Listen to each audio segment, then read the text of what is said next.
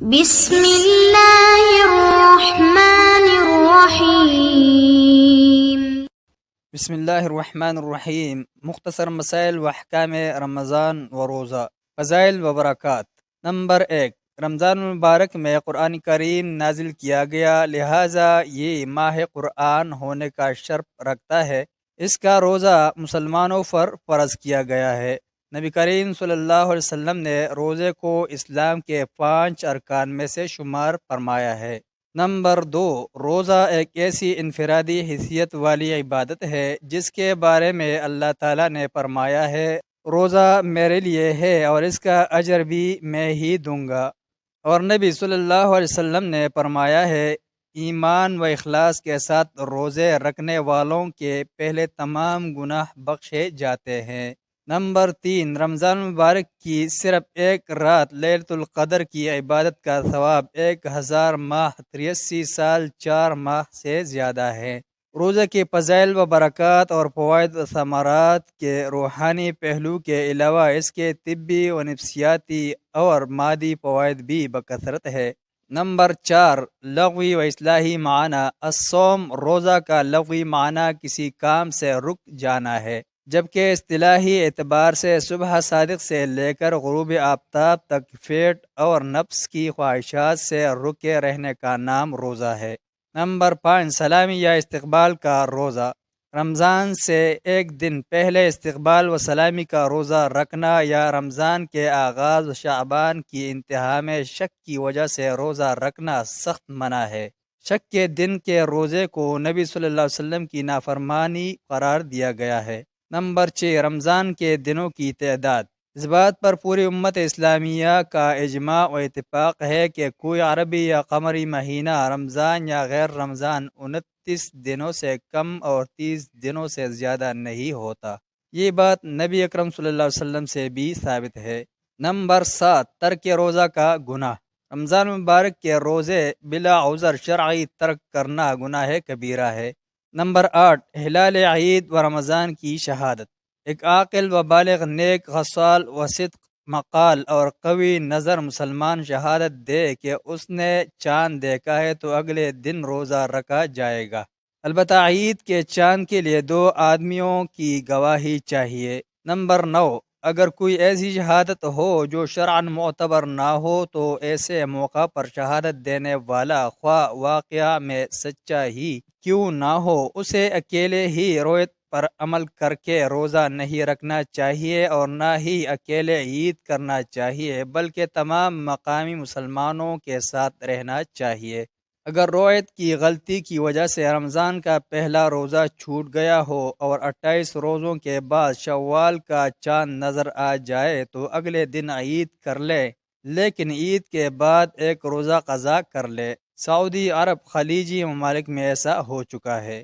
Number 10، اختلاف مطالع۔ پوری دنیا میں چاند کا مطلع ایک نہیں ہو سکتا، لہذا اختلاف مطالع کا اعتبار ہوگا۔ ہر ملک اپنی رویت کا پابند ہے۔ جہاں چاند نظر آ جائے وہاں سے مشرق کی جانب 560 میل 840 کلومیٹر تک طلوع ہلال کا اعتبار ہوگا۔ نمبر 11، طویل الاوقات علاقوں میں روزے۔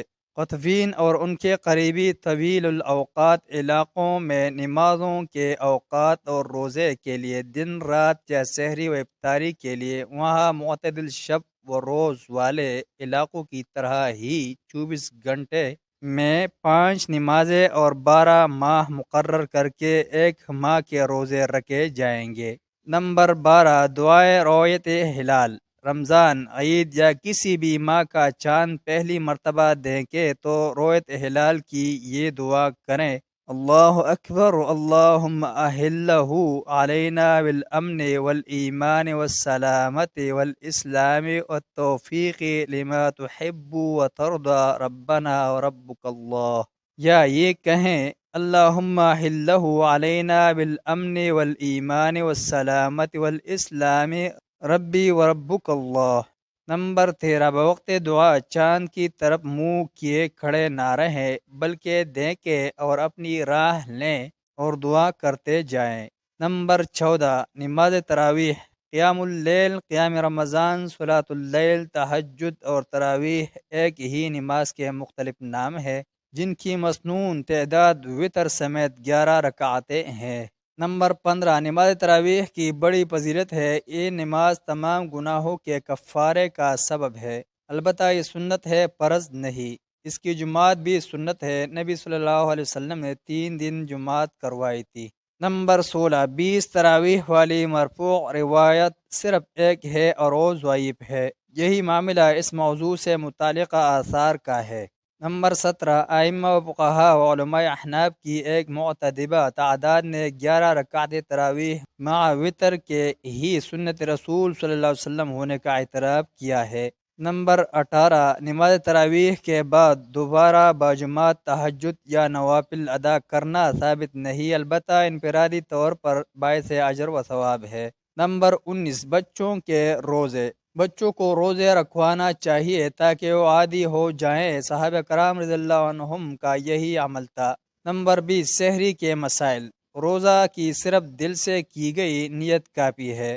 وَبِصَوْمِ غَدٍ کے الفاظ والی نیت مسنون نہیں بلکہ خود ساختہ ہے۔ نمبر 21، سحری کھانا نبی صلی اللہ علیہ وسلم کی سنت اور باعث برکت ہے۔ اہل کتاب اور مسلمانوں کے روزوں میں فرق صرف سحری کھانا ہی ہے، وہ چاہے ایک لقمہ یا پانی کا ایک گھونٹ ہی کیوں نہ ہو۔ سحری کسی بھی حلال چیز سے ہو سکتی ہے، البتہ مومن کی بہترین سحری کھجور ہے۔ نمبر 22، رات کے آخری تہائی حصہ سے لے کر اذان تک سحری کھائی جا سکتی ہے، حتیٰ کہ اذان کے وقت تک کوئی کھا پی رہا ہے اور اذان شروع ہو گئی تو وہ دوران اذان پانی وغیرہ پی سکتا ہے۔ رات بھر کھاتے پیتے رہنا اور اصل سحری کے وقت سے پہلے ہی سو جانا خلاف سنت اور باعث نحوست اور بے برکتی ہے۔ نمبر 23، افطاری کے مسائل۔ سورج غروب ہوتے اذان سنتے ہی روزہ افطار کر لینا چاہیے، اسی میں خیر و بلائی ہے۔ افطاری میں بلا وجہ تاخیر کرنا یہود و نصارہ کا فعل ہے۔ نمبر 24، روزہ تازہ کھجور یا پھر خشک کھجور ورنہ پانی سے افطار کرنا مسنون ہے۔ نمک سے روزہ افطار کرنے کا کوئی ثبوت ہماری نظر سے نہیں گزرا۔ نمبر 25، روزہ افطار کرنے کی دعا۔ اللہم لک صمت علی رزقک افطرت۔ اس دعا والی حدیث کی سند پر شیخ غازی عزیر الجبیل نے کلام کیا ہے، جبکہ علامہ البانی نے اسے مرسل ضعیف قرار دیتے ہوئے شواہد کی بنا پر قوی کہا ہے۔ بہرحال اس دعا میں جو وَبِکَ آمَنْتُ عَلَیْکَ تَوَکَّلْتُ کے الفاظ ہے وہ ثابت نہیں ہے، البتہ ایک دوسری حدیث میں یہ دعا بھی ہے، ذهب الظمأ وابتلت العروق وثبت الاجر انشاء اللہ۔ افطاری کے وقت دعا قبول ہوتی ہے۔ نمبر 26، روزہ افطار کروانے والے کو بھی روزے دار جتنا ثواب دیا جاتا ہے اور روزے دار کا ثواب بھی کم نہیں کیا جاتا۔